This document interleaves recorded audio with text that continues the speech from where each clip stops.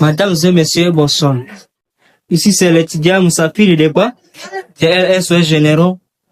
Nous sommes venus devant vous ici pour vous présenter le fruit de notre exposé qui s'intitule la COVID-19.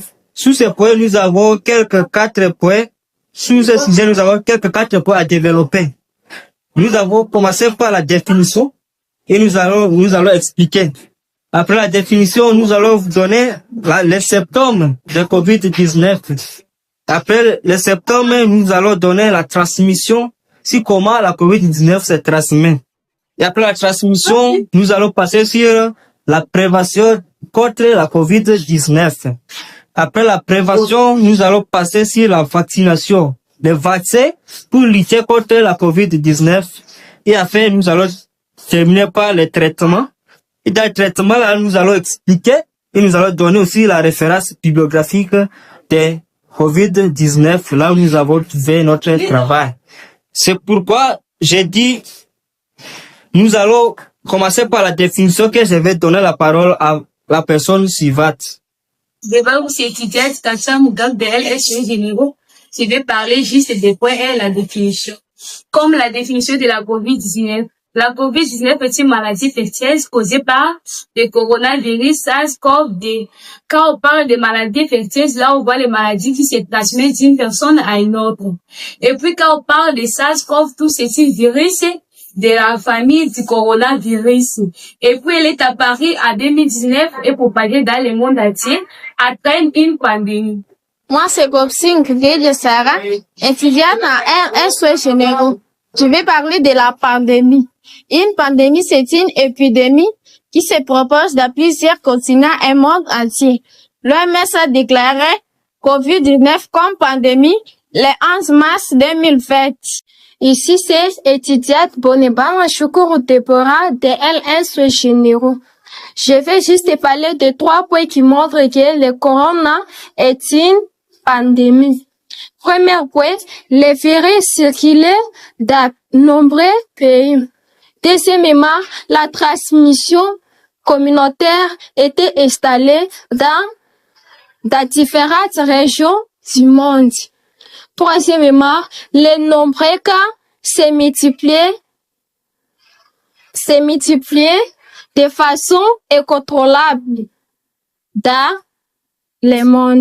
Ici, c'est l'étudiant Aboline Massara de LSOS Généraux. Nous sommes sur le point d'écrire les symptômes fréquents de la COVID-19 qui sont les fièvres, toux sèche, la fatigue, perte de goût ou de l'odorat, difficulté de la respiration en cas grave. Ici, c'est l'étudiant Toussime Gabunga Samson. Je suis de LSOS Généraux. Je vais juste augmenter concernant les sous-points intitulés signes et symptômes. Signes et symptômes. Là, certaines gens ou certaines personnes qui n'ont pas de symptômes, d'autres vont développer des symptômes qui est grave. Par exemple, dans les différentes parties respiratoires et dans la partie pulmonaire. Je vais pas vraiment te lancer dans ce mode. Je suis de LSOS Généraux. Je vais juste parler des modes de transmission de COVID-19. Je vais parler des 2 premiers points, qui est la transmission par la voie respiratoire et la transmission par le contact direct. Et maintenant, c'est quoi la transmission par la voie respiratoire? La transmission par la voie respiratoire, c'est quand une personne qui est déjà infectée par exemple, quand vous parlez ensemble avec une personne qui est déjà infectée par ce virus, vous aussi vous serez contaminé par ce virus. Et quand si même vous chattez ensemble avec une personne qui est déjà infectée par ce virus, toi également tu seras contaminé par ce virus. Et maintenant, c'est quoi les contacts directs? Les contacts directs, c'est quand vous êtes proche avec une personne qui est déjà infectée par ce virus, vous aussi vous serez contaminé par ce virus. Par exemple, si vous vous embrassez avec une personne qui est déjà infectée par ce virus, vous aussi vous serez contaminé par ce virus. À ce moment, je vais laisser les 2 points qui suivent à mon ami. Ici, c'est l'étudiant Baravon Guerre-Héritier de LSE Généraux. Moi, je suis là pour compléter sur les modes de transmission. Moi, je vais parler sur les des modes de transmission. Premièrement, je vais parler des modes de transmission par contact indirect. Deuxièmement, je vais parler des modes de transmission des personnes sans symptômes.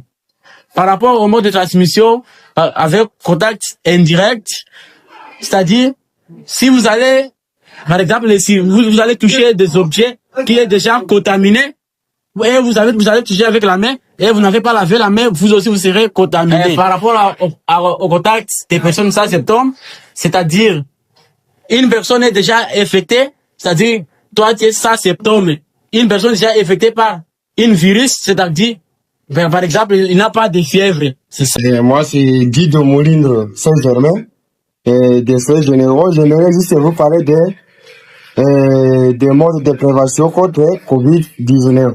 La prévention contre Covid-19, je pouvais dire, c'est de laver la main régulièrement, porter des masques à public, et puis on peut aussi dire que, à cas où tu es contaminé, restez à la maison. Devant vous, c'est l'étudiant Mochan Luanzo, de soins généraux 1-1. Je vais juste parler de prévention pour compléter ce que l'ami vient de dire. Donc, c'est laver les mains régulièrement. Donc, ne pas se promener quand tu sais que tu es contaminé par Covid-19. Devant vous, c'est étudiant Benjenga Banga Anouarik de LSE Genève. Je vais parler concernant les vaccins de la Covid-19. Les vaccins contre la Covid-19 aident à éviter la forme sévère de la maladie. Quand je parle de forme sévère, signifie manifestation grave de la maladie et réduire la transmission. Devant vous, c'est l'étudiant Mvire Ntazihara de LSE Généraux. Je dois parler sur le traitement de Covid-19.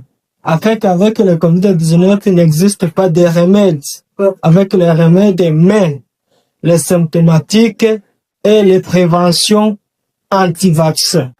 Je suis l'étudiant de LSE Généraux, je réponds au débat Tidjobou David. Nous sommes venus au terme de notre sujet qui est intitulé Covid-19. De ce terme, nous avons fait notre recherche, nous avons trouvé ce sujet dans le livre de l'OMS, l'UNICEF Covid-19 et OMS Covid-19. Merci. Je remercie nos gens avec qui nous avons fait ce travail. Merci Jérémy. Je remercie aussi notre CT Salir. En tout cas, merci.